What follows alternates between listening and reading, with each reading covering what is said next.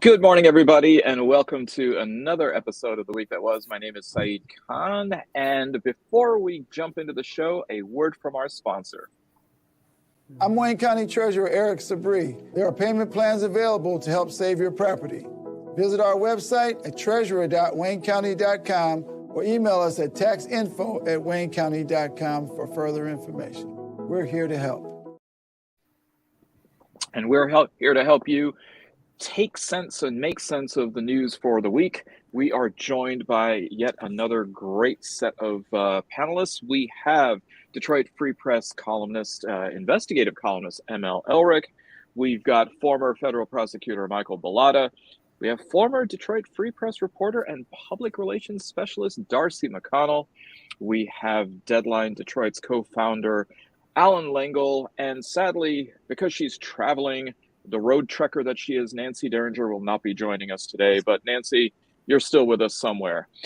Okay, so the first piece of news I thought we would go to is the Durham report. Just came out this week regarding the Trump-Russia investigation. And already it seems as though there's quite a bit of fireworks going on about that.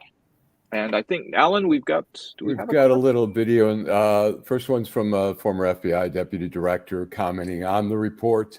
And the next one's from Bill Barr.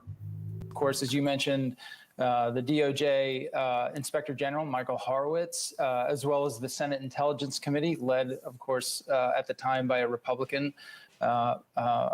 So this report, Poppy, stands as an anomaly. I have my own theories as to why it stands as an anomaly. I don't think this investigation was legitimate from its inception. Why? Because John Durham made clear from the very beginning, shortly after he was appointed, exactly what he was going to conclude. He's made public remarks indicating that he thought that we had possibly broken the law and inappropriately investigated the president, which is an odd thing for any then U.S. attorney to do at the beginning of an investigation. And both the press and the FBI abandoned any semblance of professionalism and took up the cause with a vengeance.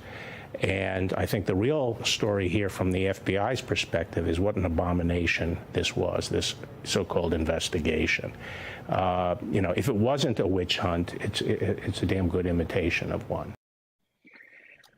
By the way, has the term witch hunt made it into the Oxford English Dictionary for this year, or has it already been there since the time of the Salem witch trials? I'm not sure.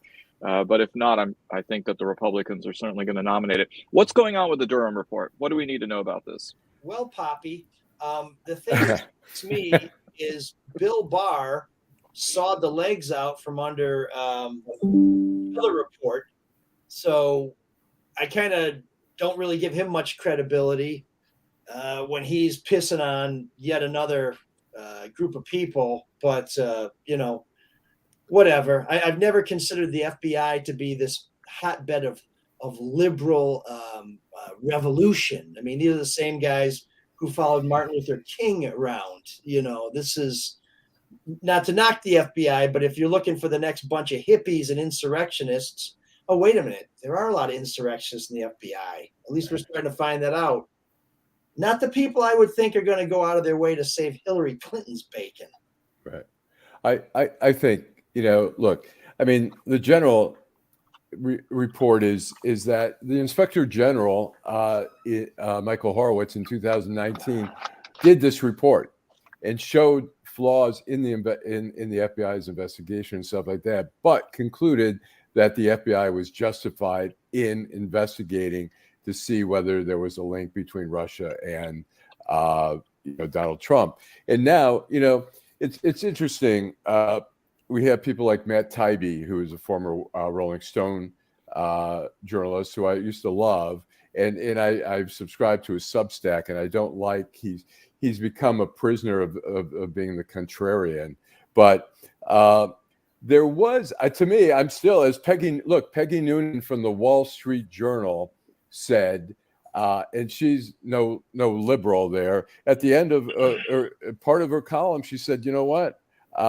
She was talking about the report the Durham report, and she says, well, it sounds right that they didn't use enough substantiation to do certain things, but she says, sounds about right, yet I still don't know what to think of Trump Russia, and I'm not satisfied we'll ever fully understand it. I mean, we had Paul Manafort passing on information in 2016 to Russian intelligence. We had, whether it ended up being true or not, we had the Australian diplomat for the UK tell George Papadopoulos that he had info that the Russians had dirt on Hillary Clinton. That was one of the pre-existing things which made them investigate that. I think it was, I still, there's people like I say, like Matt Taibbi, who will rail about the mainstream journalism still raising questions about Trump and Russia. I don't think there's evidence that Trump himself was involved in that stuff, but I think there's certainly enough smoke there that was worth investigating, and certainly still questions about, like people like Paul Manafort meeting with Russian intelligence, passing on information about the campaign. I mean, to me, the FBI would have been remiss in not investigating. What if there had been something?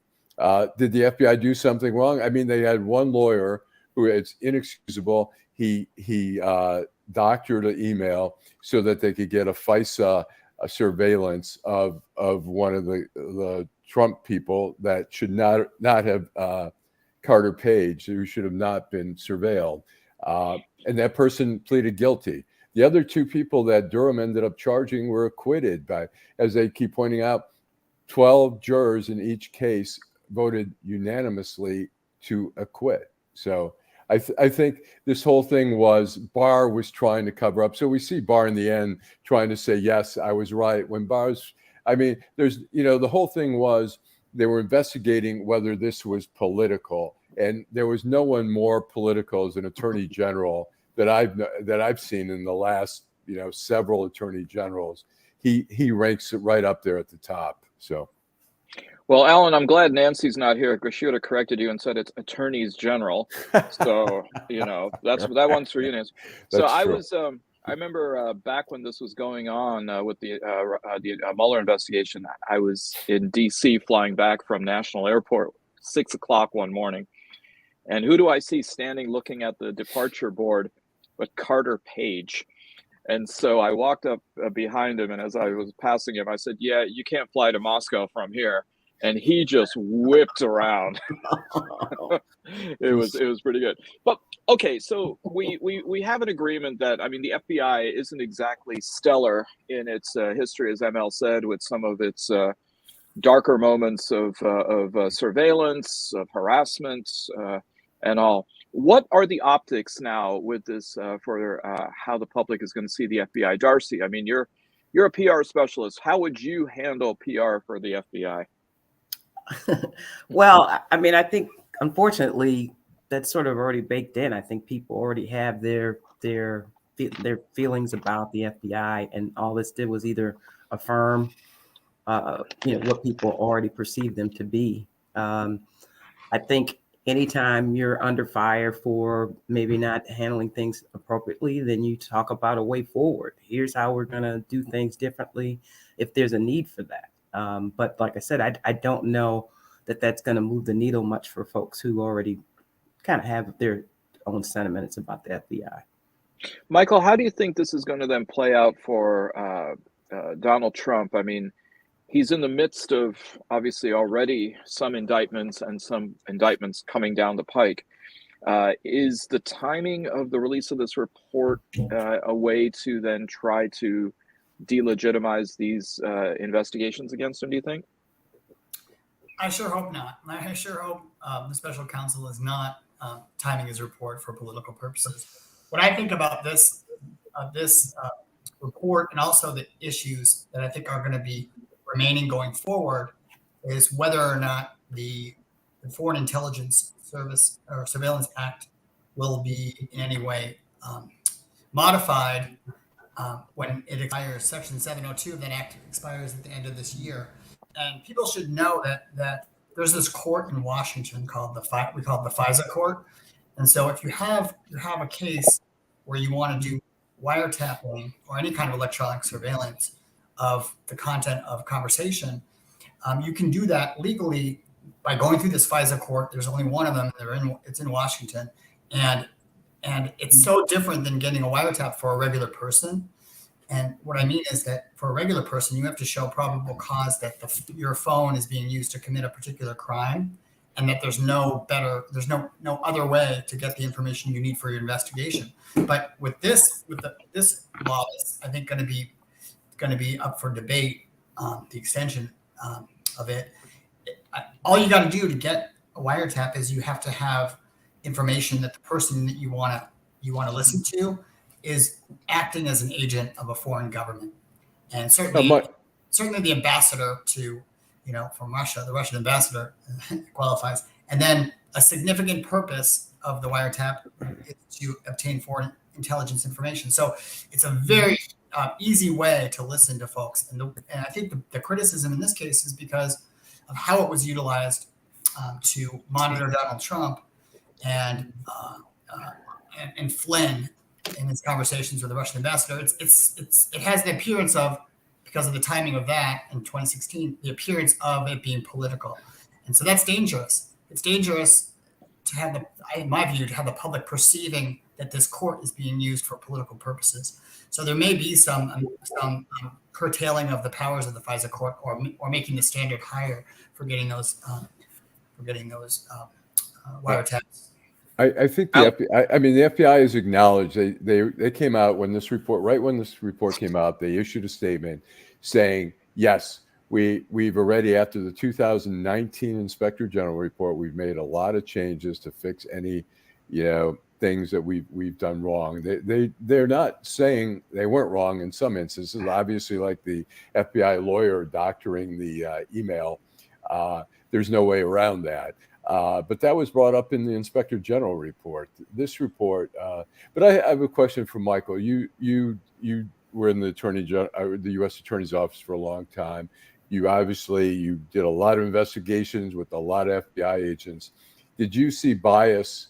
Did you ever have to tell someone, hey, tone it down, or be careful, or your emails aren't, be careful with your emails.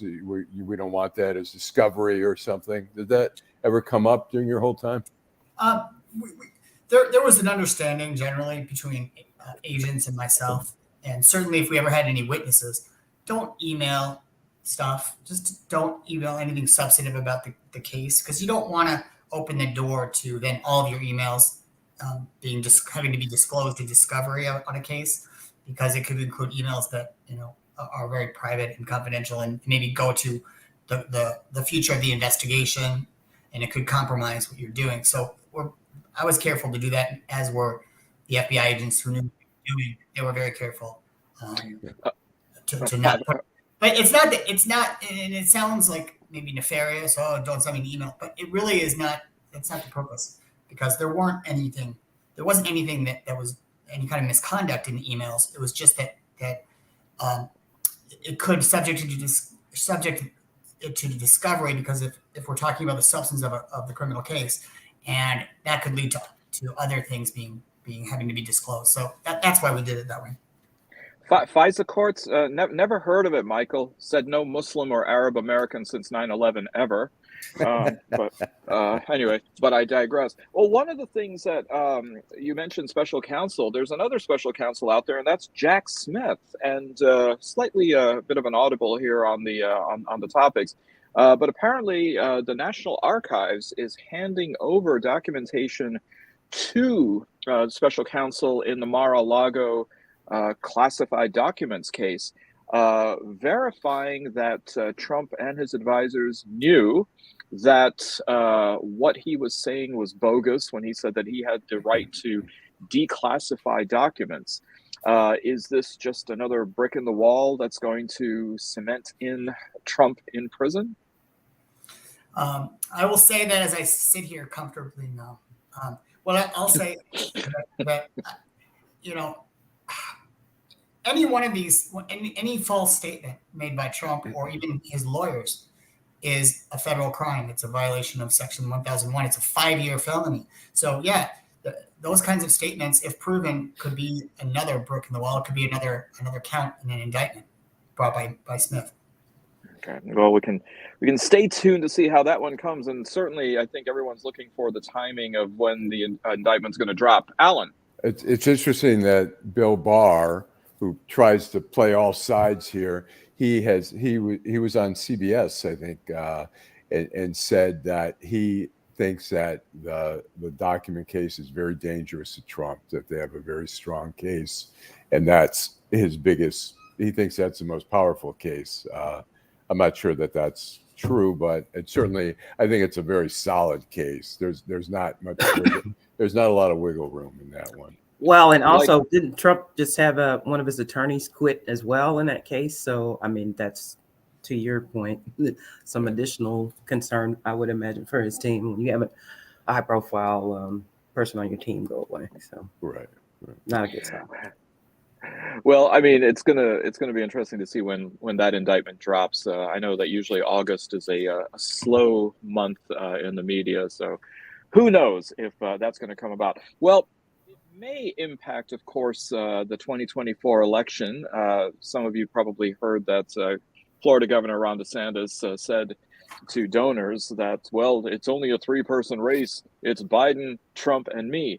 But Allan, I believe you have video of somebody who might object to that limited scope of the election. Yes. Hello, I'm Perry Johnson, and I'm entering the most exciting time in my entire life. I am running for President of the United States, and you're going to be running with me. Michigan businessman Perry Johnson is running for president with a plan to save the economy. It's called 2 Cents to Save America. He's also airing a reality TV show giving voters an inside look into his campaign. I wanted to say that I think DeSantis is making a huge mistake by not coming here.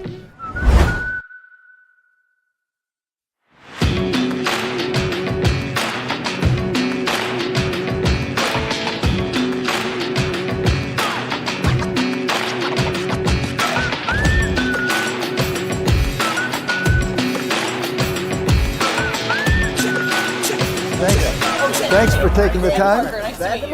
We just had an election, and he was former chair, and I'm the new chair. That music sounds like whoever lost the audition for the Sopranos theme song. I mean, it's just really bad. I didn't know Christopher Walken was running for president. If he could actually get Walken to do the voiceover on any ad, I might just have to go ahead and cast my ballot as a pity vote. I mean, wow, that is stunning. And going ahead and just chastising DeSantis for not coming to Michigan, which I thought that DeSantis did. But anyways, well, part of the Trump team in 2016 and 2020 was none other than New York's, and I suppose America's mayor, Rudy Giuliani. Well, Giuliani has now gotten himself into a little bit of hot water.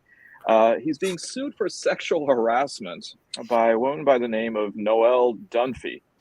And not only, of course, are there allegations of alleged sexual harassment, but the possibility that Giuliani and Donald Trump were soliciting pardons for $2 million a pop, which, if I remember right, even Martin Luther didn't accuse the Catholic Church of selling indulgences for that much money, even amortized to 1517 prices.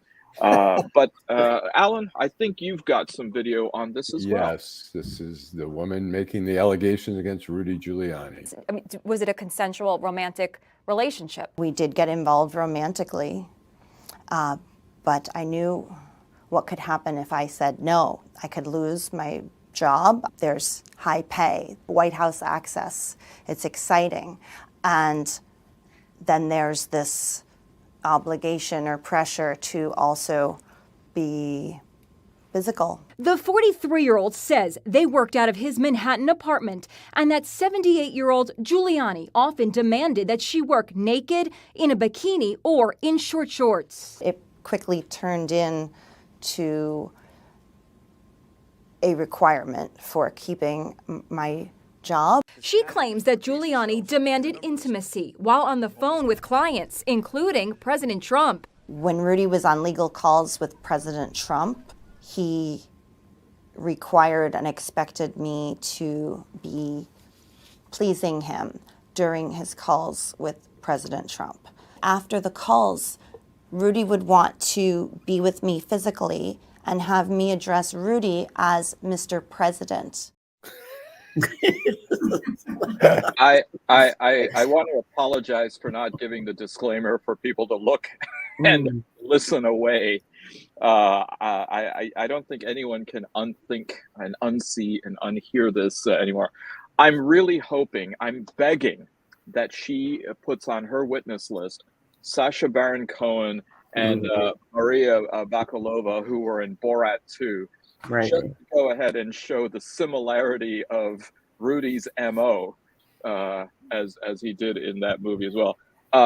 Anyone want to start? Darci, let's hear a woman's view of this. Well, I mean, first of all, I don't think anybody's surprised by over-the-top behavior from Giuliani. I mean, he's been in a downward spiral for several years. I think what's really compelling is that she says she has emails, the recordings with a whole litany of folks on those emails that he directed her to record him. You know, and it wasn't just boorish behavior, but it was also racist comments. I mean, anything you can possibly think of in the worst case scenario about Giuliani, she's alleging. And so, and like I said, we've, you know, remember when he came to Michigan, you know, he couldn't hold himself. So he's like passing gas in a legislative hearing. I mean, you know, Giuliani has probably benefited so much from 9/11 in terms of how he handled that, but his reputation preceded him. He was not the greatest when it came to issues of gender and race prior to that. And so some of what we see is who he was all along. I wonder how many people on Tinder have just suddenly dropped president as their safe word. But you know, we'll have to see. I mean, the fall has been so amazing from being America's mayor, and then he was, you know, he pushed for his police commissioner Bernie Kerik to be the head of Homeland Security, and he ended up getting, you know, Bernie Kerik got indicted and went to prison. So it's just been a constant. And then once he hooked his star onto Trump, I mean, it was like he was off to the races. Like, how quick could he get to the bottom? Right. And this is just you thought he already hit the bottom with his hair coloring dripping down his head and with all these liars that he, you know, the election deniers and all that kind of stuff. But he keeps digging. There's apparently some more earth to dig to get a little lower. Sounds like I'm concerned that this may be the Kraken he finally released. Yeah. I mean, from America's mayor to America's player, this guy's Well, even before that, Michael, I mean, Giuliani was heavily involved, if I recall, as a U.S. attorney in all of those insider trading cases involving Ivan Boesky and Dennis Levine and Michael Milken, right? He had an impeccable reputation as U.S. attorney of the Southern District of New York, and then becoming mayor of New York City, and obviously what he did during 9/11. I've never seen a public figure like that sell out so obviously and so I don't know, sleazily. That's the word. I'm sure we'll also find out that Giuliani promised Miss Dunphy a night at the Four Seasons, and when they got there to that parking lot, she realized it's quite a bit different than the Four Seasons that she'd imagined. I could picture Dunphy like in a nurse's uniform, being Giuliani's like nurse at the old folks home, and she's coming and sharing her secrets. That's what it felt like to me. Well, and I think we're just going to put an asterisk by, because Giuliani did have some serious issues with racial profiling when he was in leadership. So everything wasn't rosy when he was mayor. So I just want to point he that basically invented stop and frisk, right? Yeah, pretty much he did. Well, moving on, it was announced with Secretary of Transportation and Michigan denizen Pete Buttigieg and Michigan Governor Gretchen Whitmer that, ladies and gentlemen, charge your engines. It looks like Michigan and Canada have agreed on an EV corridor linking Michigan to Quebec, because you want to bring the French involved as well, of 872 miles long. And just to show you that we're not insensitive, that's 1,400 kilometers for you and me, where there are going to be fast chargers set up every 50 miles as a way to encourage people making the jump to EV. Apparently, so far, Canada already has now 10% of all new vehicles are non-gas powered that are being purchased, and maybe that might happen here as well. Good idea, bad idea? After all, we're getting a new bridge too. You know what? It's interesting. The electrical thing. I mean, we're obviously trying to get away from all these fossil fuels, so that's the great side of it. But I read articles and I talked to Eric Starkman, who does some stuff for his blog and did a lot of stuff for Deadline, and there are a lot of issues about the battery, about all the natural resources being used for the battery that are bad for the environment, and these cars are super heavy.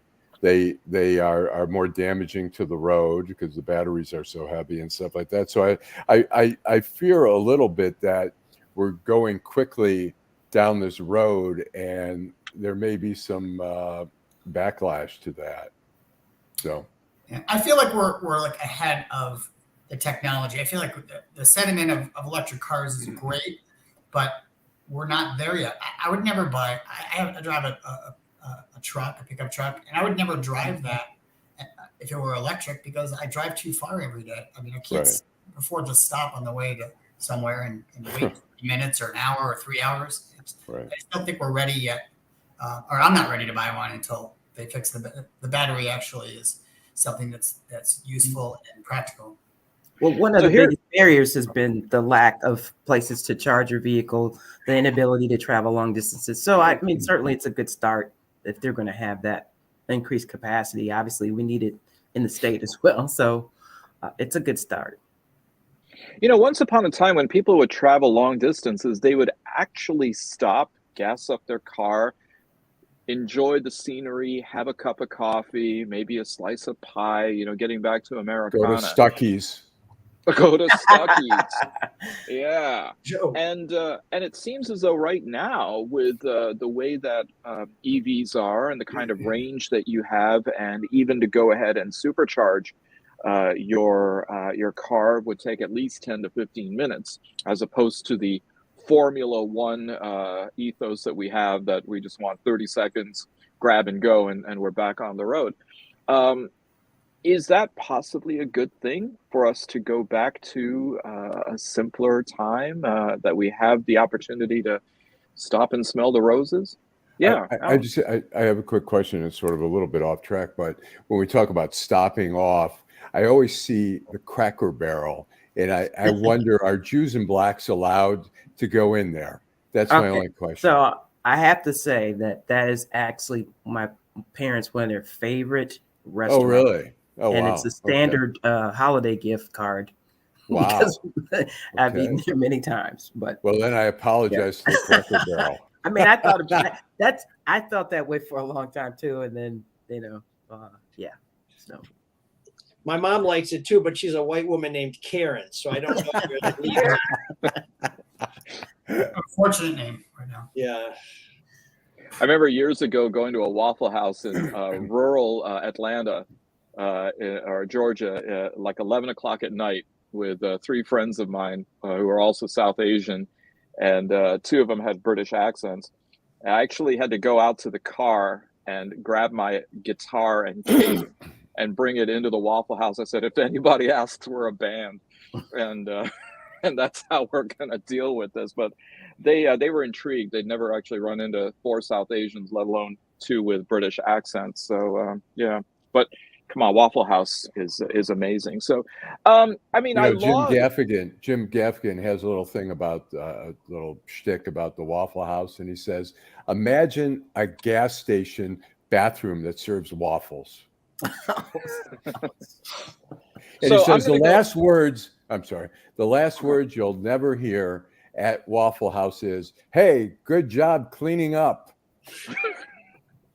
So I don't know if any of you remember this, but I remember this as a kid, especially on the East Coast. There was a like a Denny's-like chain called Sambo's. Yeah. Does anybody? Everyone remember Sambo's? And I think the mascot was a tiger. Right. And yeah, I mean, talk about a failure of names. But I do remember making a trip back from Montreal to New York City and actually stopping at a Sambo's because everything else was closed. Well, we were talking about, of course, infrastructure regarding EVs and vehicles. And one of the areas around here that's an epicenter for the auto industry, of course, is Warren, Michigan, home of the GM Tech Center. And it seems as though the Michigan Supreme Court has decided how it feels about Warren's Mayor Jim Fouts. The Supreme Court has declined to hear Fouts's appeal when it comes to term limits, and he will not be allowed to stand for mayor after his fourth term ends this year. To put it mildly, Mayor Fouts has gone apoplectic about this. But how do you see this then playing out for the future of the city of Warren and the future of Jim Fouts? I personally am just glad that this term limit laws is found to apply to him, because the good citizens of Warren can't seem to bring themselves to vote him out of office, despite the fact that he's a documented racist and a documented he's anti everything. Like he doesn't like older women. He calls them dried up, and he compared African Americans to looking like monkeys. Like, he's horrible. And his retort to that was, well, they made it up. They can do that with Adobe Selma Flare or whatever he said.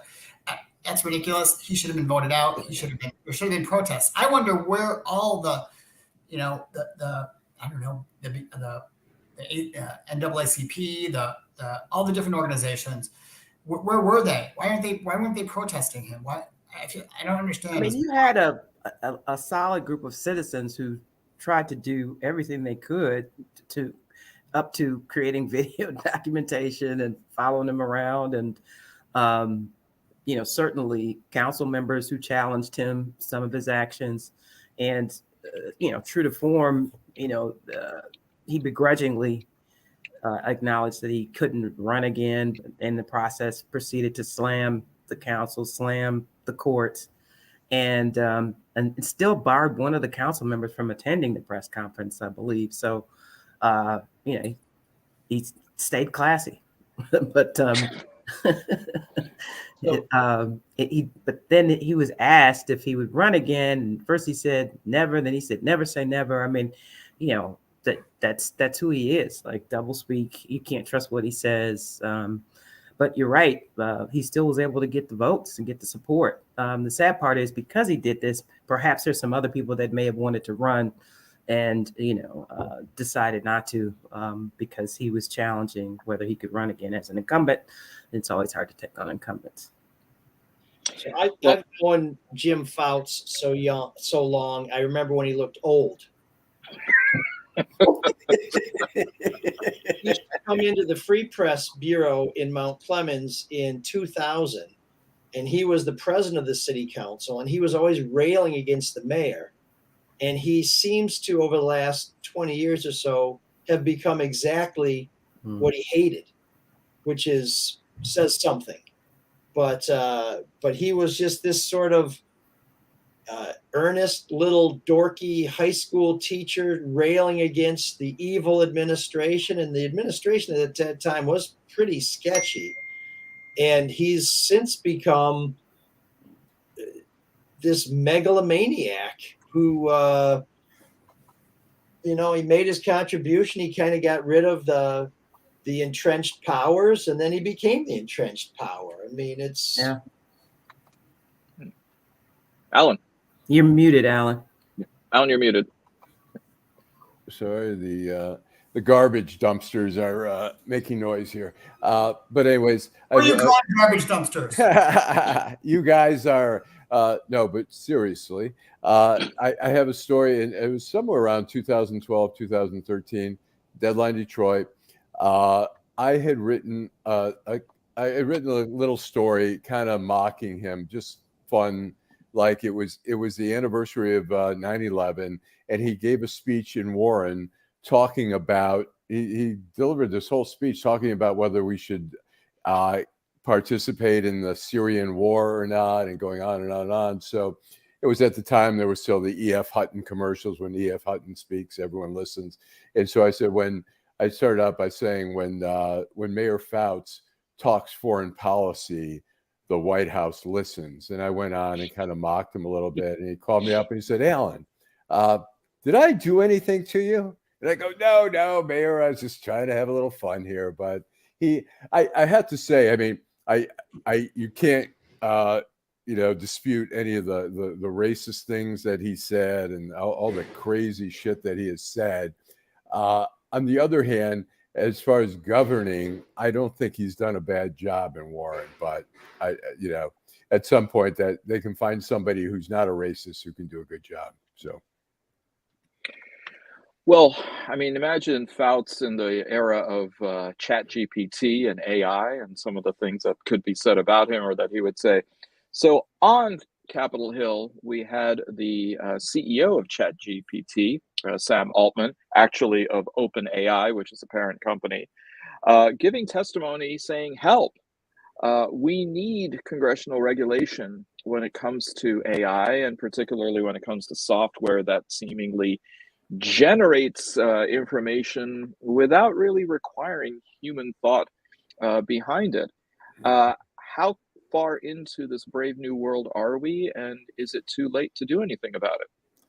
I think it's going to spiral out of control. I was at a publishers conference in Nashville back in 2019, and there were one of the vendors had this software that could report on sports scores without all it did was, you feed the information like Timmy scored a touchdown in the first quarter, and then the other team caught up, and so it would write a story saying, in the first quarter it was 7-3 with a touchdown by so and so, and it actually created a story, and it's a little scary to me.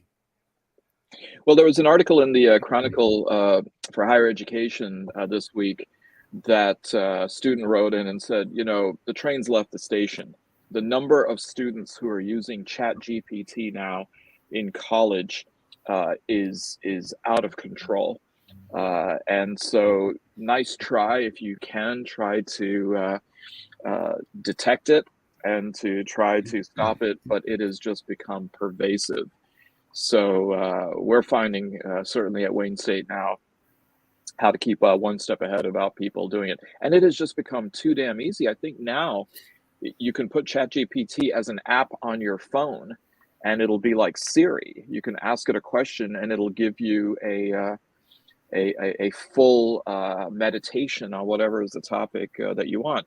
What's really scary, if you want, is put in your own name and say, hey, ChatGPT, tell me about so-and-so, and to see what it draws for you. Yeah, I think it's, why didn't the creators build in some firewalls of their own? I mean, it's one thing that they probably ask for help, but why wouldn't they? Darci, I think they probably did put the firewalls. You just can't ChatGPT them.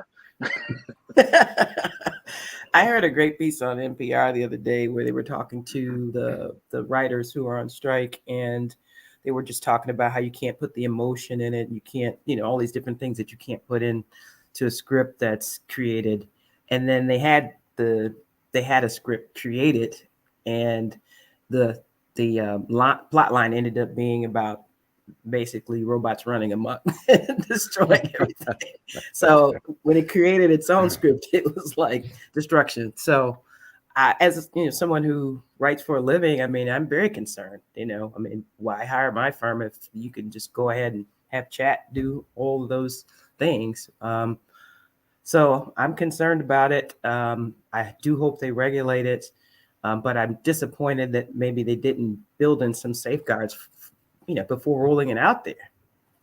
Well, Saeed, you and I were talking before we went on about Ray Kurzweil and artificial intelligence and singularity, where at some point the artificial intelligence surpasses the intelligence of human beings. And the thing that really scares me is that with all this technology, they can have somebody talking, like they could have, Joe Biden talking and saying stuff that he never said in the exact Joe Biden voice, in the exact Trump voice, whatever.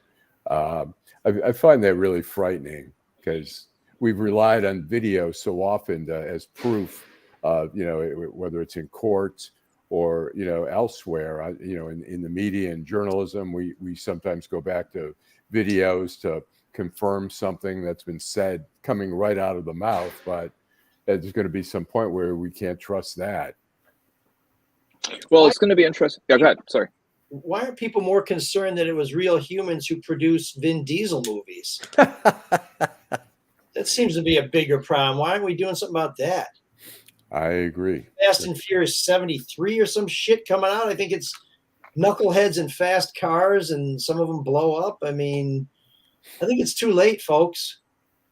See, I'm waiting for new franchises. We went from Rocky to Creed. But what about Paulie? Don't we need a prequel, like a trilogy, like the rise of Paulie? How did Paulie become Paulie? So I'll hold out for that, not for too long. Well, June, of course, for those who nerd out about this kind of stuff, is going to be the month where the term for the Supreme Court comes to its end. And by June 30th, all of the major cases will somehow or the other have to be decided. This term, we have major cases on affirmative action that have yet not come down.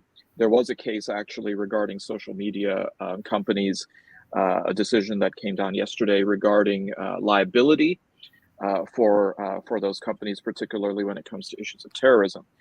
But the Supreme Court of the United States did decline to hear a case, or actually maybe better to phrase it, they didn't block an Illinois assault weapon ban. The state law that came out in January had banned what the state defines as assault weapons, including the AR-15 and any magazine that holds more than 10 rounds of ammunition, or a long gun for a long gun, or more than 15 rounds for a handgun. Handguns, by the way, were not banned in this. And despite the fact that gun advocates and gun manufacturers were trying to block this, took it all the way up to the Supreme Court for an emergency injunction, SCOTUS said, yeah, no, we're good, thanks. Is this that sliver of hope that we should have regarding assault weapons and a move toward maybe some form of sanity? I don't know. Sorry. Okay. No, that's it. There's no sanity involving guns in this country. That's it. That's it. That's simple. Well, you have the majority of state legislatures are Republican controlled, and we won't see anything there. And so I think it's going to be upheld state by state, but whether we can previously we did have a federal ban, and I thought it was impactful. And so whether that can happen again, the Republicans, I don't get it. It's not like these crazy gun people go into a supermarket and say, hey, all the Democrats, will you raise your hand? Bang, bang, bang. Republicans and Democrats are getting killed. And the Republicans seem to be more concerned about offending the NRA, I think. Well, Alan, actually, they do that. They actually yell, there's a sale in the organic foods aisle, and all of the Dems run in there. So right. There you go. There's an easy way to go ahead and identify people, or just happen to hang out at Whole Foods. But I think that it's interesting to see how. Don't give them any ideas. Okay, Michael, duly noted. in case any of them are listening to the show, which is another presumption for you to have. Well, clearly Washington is in the midst of the debt ceiling talks. Speculation is that the country could run out of money, or the government could run out of money as early as the end of next week. It seems as though President Biden is having to also change some of his travel plans. He has canceled his trip to Australia and Papua New Guinea in order to then come back. He did, of course, retain one trip. He's currently in Japan for the G7 talks. Where are we going with the debt ceiling? Any hope, or is this just kabuki theater? And by the way, that's not meant as a pun to Japan. Thank you. I think it'll be resolved because it's such a dangerous thing to play with. The crazy thing is, look, there should be.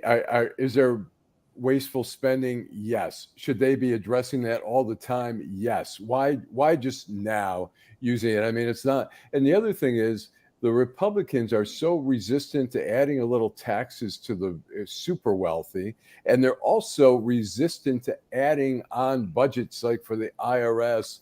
And, and Michael knows this coming from the U.S. Attorney's Office, there is so much Medicare fraud. If they could hire an investigator for $80,000, each one can probably bring back 10 million or 20. There's so much Medicare fraud that goes undetected if we only hired more, and they won't do that. And I don't know, Michael, if you have any.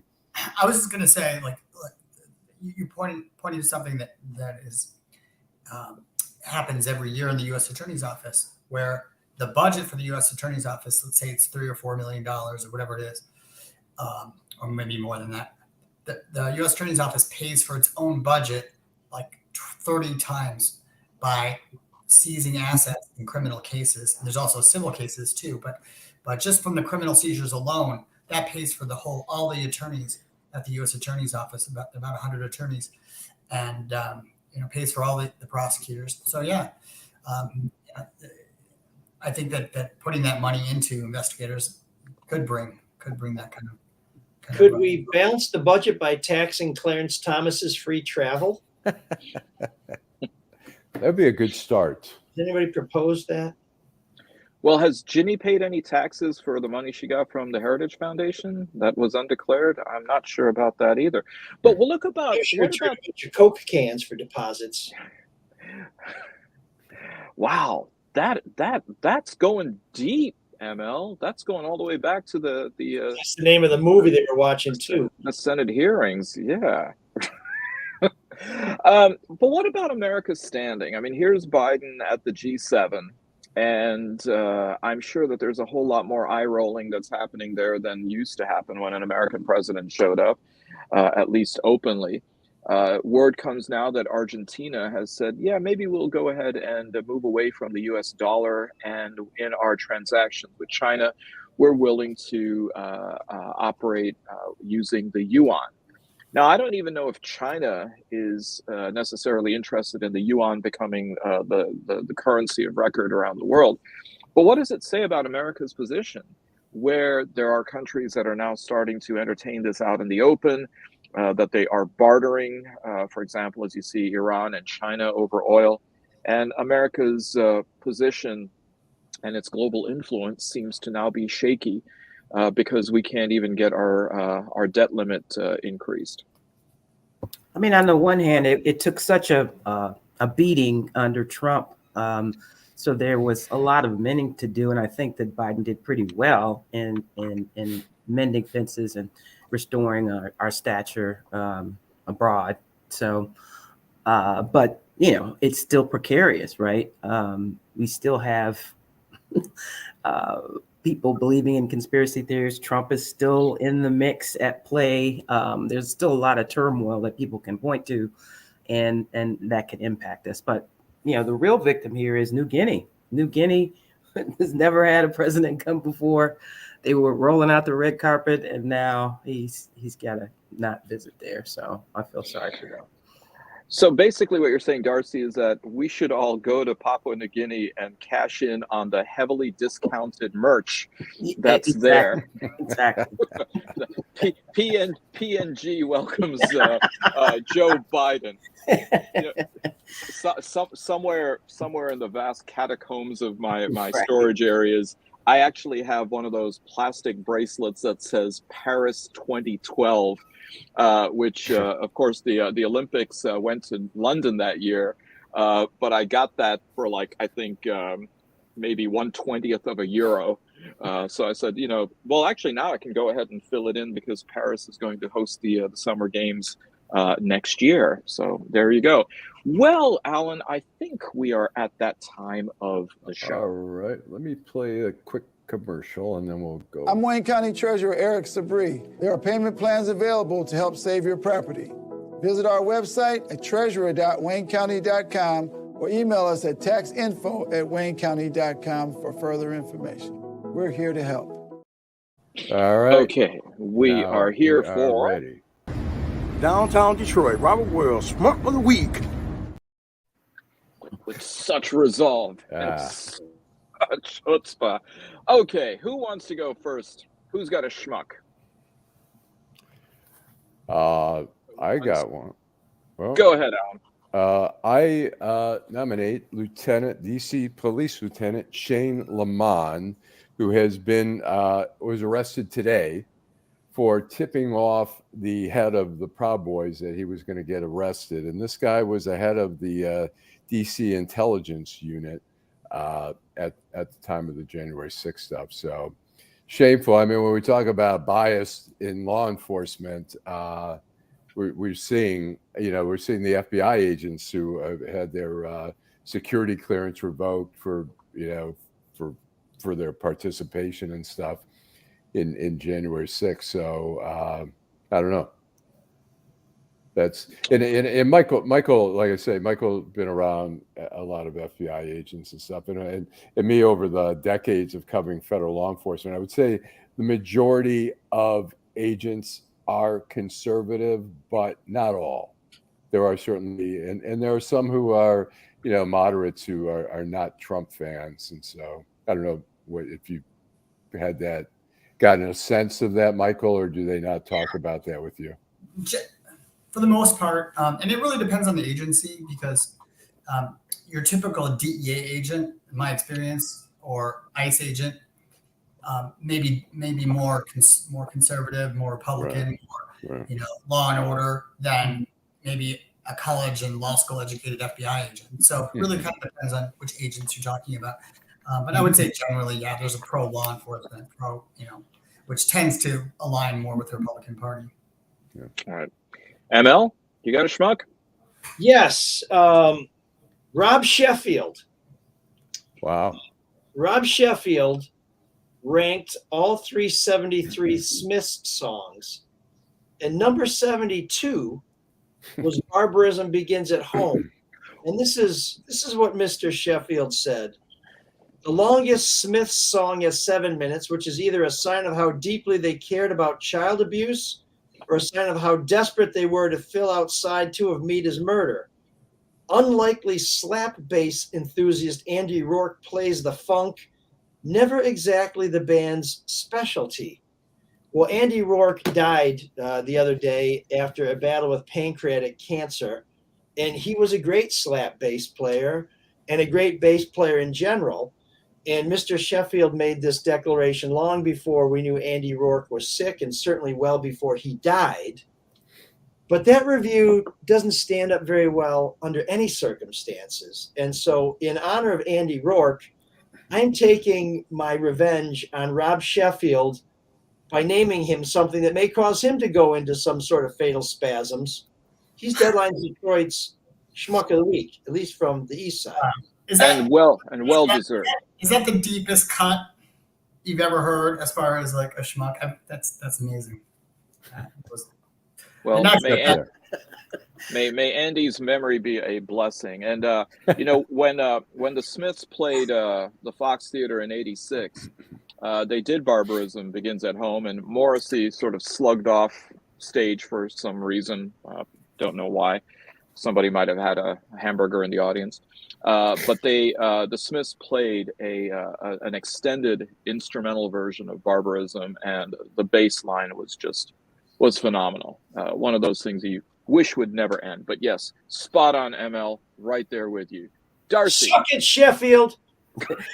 So, I hope this isn't Michael's, but my schmuck of the week is Rachel Rollins, U.S. Attorney in Massachusetts, the first Black woman to serve as the top attorney, who is resigning today, I believe. But she came in on a wave of reform and civil rights innovation, and just did stupid stuff. They told her, you've got to be neutral. Don't go to these fundraisers. She did it anyway.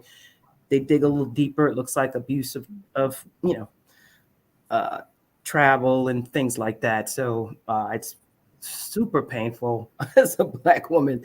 We always were taught we had to be twice as good. If you're a civil servant, you don't abuse the position.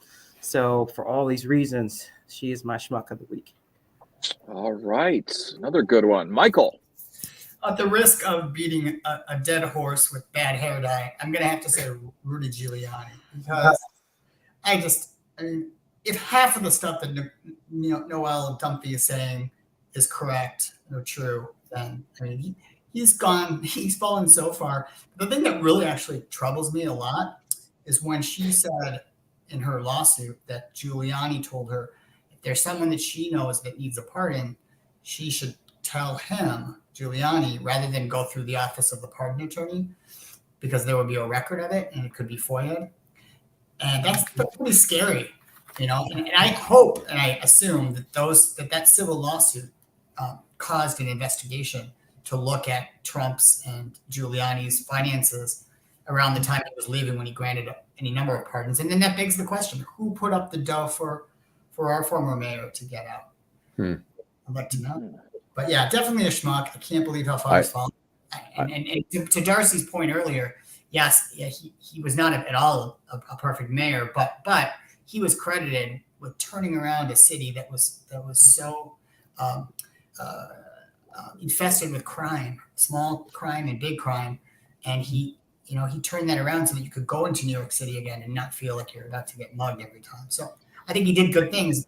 Unless you were Black and getting mugged by the police. But yeah.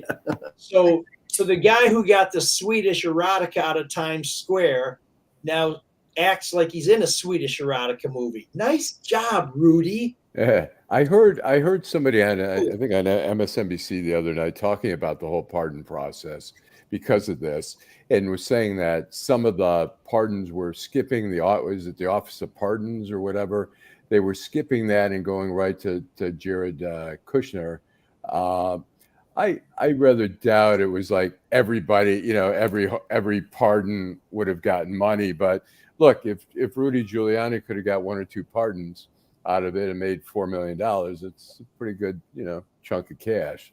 I doubt that it would be so massive, and I kind of doubt that Kwame would have been part of, that would have been part of it. But particularly I guess a lot of the pardons are controversial, but Kwame's was definitely one of the controversial ones. So, well, he sure as hell didn't have $2 million. Yeah. Were you surprised, Michael, when he got it at the end? I was surprised at the timing of when he got it. I thought that if Trump was going to do it, he would have done it before the election. So that was the thing that surprised me. But no, it wasn't. Shock of shocks, he didn't carry Detroit. Well, so. But he did better in 2020 than he did in 2016. He picked up 5,000 votes. Yeah, but they did aggressive work. Like they were on the airwaves almost the whole election. They sowed confusion, so people felt like I may just sit this out. So I think a lot of that was generated. There's a shout out to you. Shout out, yes, from Boston. Paul Manzella from Boston. Yes, okay. Thank you. Our cousin from Boston is in there. All right, so I've got a troika, since we do have a little bit of time here. First schmuck is Louisiana Senator John Kennedy, who said that Mexicans, quote, would be eating cat food out of a can and living in a tent behind an Outback, end quote, steakhouse restaurant if it were not for their nation's proximity to the U.S., and their country should be invaded because of the presence of drug cartels there. Something which Republican presidential candidate Vivek Ramaswamy has also said we should interdict with military force. Anyways, so John Kennedy, you're no John Kennedy. Second is a Kentucky teacher was suspended after allowing a student to dress up as a Ku Klux Klan member.